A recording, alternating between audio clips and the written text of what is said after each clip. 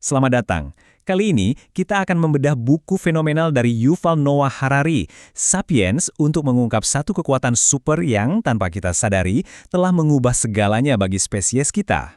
Oke, kita mulai langsung dengan satu pertanyaan yang mungkin bakal mengubah cara Anda melihat sejarah. Kita seringkali berpikir, ya kita ini satu-satunya manusia yang pernah ada, selalu jadi penguasa di planet ini. Tapi, gimana kalau saya bilang, dulu bumi ini justru rame, penuh dengan berbagai jenis manusia. Untuk menjawab misteri itu, kita harus mundur jauh ke masa di mana nenek moyang kita, ya sejujurnya bukanlah siapa-siapa. Mereka cuma pemain figuran dalam drama besar evolusi. Selama jutaan tahun, kita ini nggak penting. Lupakan deh gambaran pemburu perkasa yang gagah berani.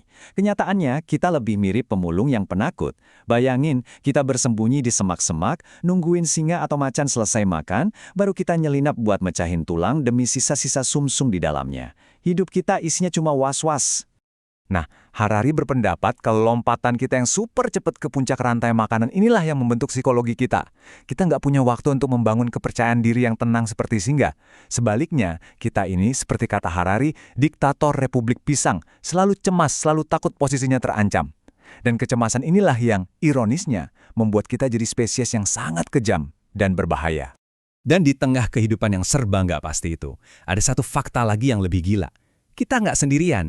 Planet bumi ini dulu kayak dunia fantasi Lord of the Rings di kehidupan nyata. Dihuni sama berbagai jenis manusia.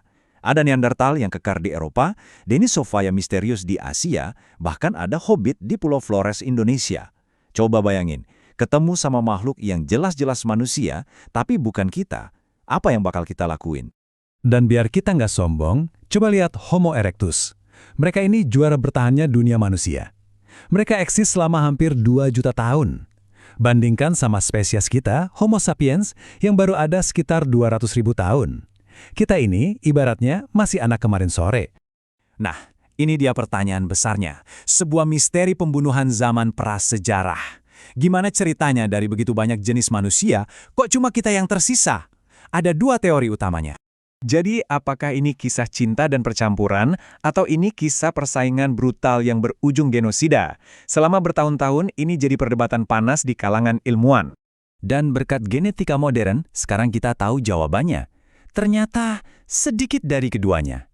Kalau Anda punya keturunan dari Eropa atau Timur Tengah, ada kemungkinan kecil jejak Neandertal mengalir di darah Anda, sekitar 1–4%.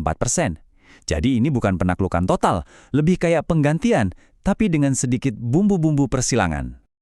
Oke, setelah jutaan tahun jadi hewan yang biasa-biasa aja, sekitar 70.000 tahun yang lalu, boom, sesuatu yang luar biasa terjadi di dalam diri sapiens.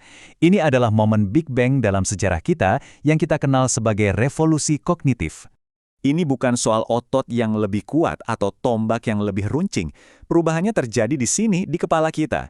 Entah bagaimana, mungkin karena satu mutasi genetik yang untung-untungan, kabel-kabel di otak kita seolah-olah disetting ulang. Dan susunan baru ini ngasih kita kemampuan yang belum pernah ada sebelumnya. Coba deh lihat patung manusia singa ini. Ini adalah bukti pertama dari kemampuan baru kita yang super radikal. Seekor singa itu nyata, ada di dunia fisik. Seorang manusia juga nyata. Tapi makhluk yang separuh manusia, separuh singa, itu cuma ada di dalam imajinasi kolektif kita. Nah, kemampuan untuk menciptakan realitas yang nggak ada inilah yang bakal mengubah segalanya. Ya, kemampuan untuk berbicara tentang fiksi inilah yang jadi kekuatan super kolektif kita. Tapi, tunggu dulu, gimana ceritanya ngobrolin hal-hal yang nggak ada bisa bikin kita jadi penguasa dunia? Kedengarannya aneh kan? Coba aja deh, Anda nggak akan pernah bisa ngebujuk simpanse buat ngasih pisangnya hari ini dengan janji pisang tak terbatas di surga monyet setelah dia mati. Nggak bakal berhasil. Tapi manusia, kita membangun seluruh peradaban kita di atas janji-janji semacam itu. Inilah resep rahasia dominasi kita. Pertama, kita ciptakan mitos bersama. Bisa itu dewa, negara, uang, atau perusahaan. Lalu, jutaan orang yang nggak saling kenal percaya sama cerita itu. Dan kepercayaan bersama inilah yang memungkinkan jutaan orang asing untuk bekerja sama secara fleksibel, sesuatu yang nggak bisa dilakukan spesies lain manapun. Nah, bagian yang paling menarik adalah gimana kekuatan super kuno ini ternyata masih kita pakai untuk ngebangun dunia modern kita. Dan, percaya atau enggak, sebuah perusahaan mobil adalah contoh yang sempurna. Kita semua pasti kenal logo ini kan? Tapi coba pikirin sebentar deh, apa itu Peugeot? Itu bukan mobil-mobilnya, bukan juga pabrik-pabriknya. Jadi apa dong sebenarnya entitas yang namanya Peugeot ini? Coba kita berandai-andai kalau besok semua pabrik Peugeot kebakaran dan semua karyawannya berhenti kerja. Apakah Peugeot langsung lenyap begitu aja dari muka bumi? Jawabannya tentu saja tidak. Kenapa? Karena Peugeot bisa pinjam uang lagi, rekrut orang baru, bangun pabrik baru. Ini karena perusahaan itu sendiri bukanlah sebuah objek fisik. Perusahaan itu adalah sebuah fiksi hukum, sebuah cerita yang kita semua sepakati untuk percaya. Para pengacara dan pebisnis dalam hal ini ibaratnya adalah penyihir modern. Mereka merapal mantra di atas kertas yang disebut kontrak dan akta, lalu menciptakan entitas kuat dari udara tipis yang memungkinkan jutaan orang bekerja sama menuju satu tujuan. Dan ini membawa kita pada kesimpulan Harari yang paling radikal.